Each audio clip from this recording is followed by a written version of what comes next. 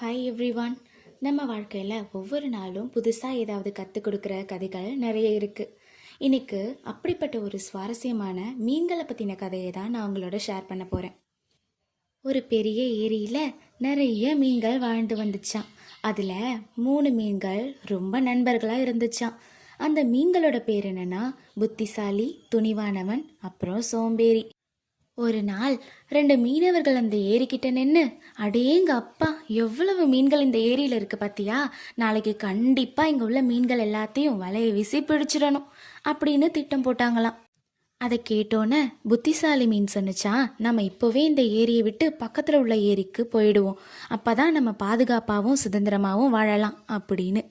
ஆனால் அந்த சோம்பேறி மீன் இருக்கு பார்த்தீங்களா, அது சொன்னிச்சான், இல்லைப்பா, நீங்கள் ஏன் பயப்படுறீங்க, இங்கே தான் தண்ணி நிறைய இருக்குல்ல, அதனால் மீனவர்கள் தினமுல்லாம் வரமாட்டாங்க, நம்ம கவலைப்படாமல் இங்கே இருக்கலாம் அப்படின்னு சொன்னோன்னே அதற்கு அந்த துணிவான மீன் சொன்னிச்சான், இல்லை இல்லை, இங்கே ஏதோ ஆபத்து இருக்குன்னு எனக்கு தோணுது, அதனால் நான் புத்திசாலி மீனோட சேர்ந்து போக போகிறேன் அப்படின்னு சொன்னிச்சான். புத்திசாலி மீனும் துணிவான மீனும் சேர்ந்து வேற ஏரிக்கு போய் பாதுகாப்பாக வாழ தொடங்கிடுச்சான். ஆனால் சோம்பேறி மீன் அந்த ஏரியிலேயே தங்கிடுச்சான். அடுத்த நாள் காலையில் மீனவர்கள் வந்து அந்த ஏரியில் வலையை வீசினாங்களாம். அப்போ அந்த சோம்பேறி மீன் அந்த வலையில் சிக்கிடுச்சான். இந்த கதையிலேருந்து நம்ம என்ன தெரிஞ்சுக்கிறோம் அப்படின்னா, ஆபத்து வந்த உடனே முன்னெச்சரிக்கை நடவடிக்கையை எடுக்கணும்.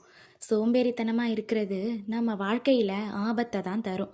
புத்திசாலித்தனமும் துணிவும் இருந்தால் மட்டும்தான் நம்மளால் பாதுகாப்பாக இருக்க முடியும்.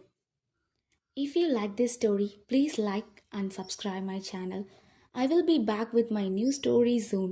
Until then, signing off, your Sabirami. Thank you.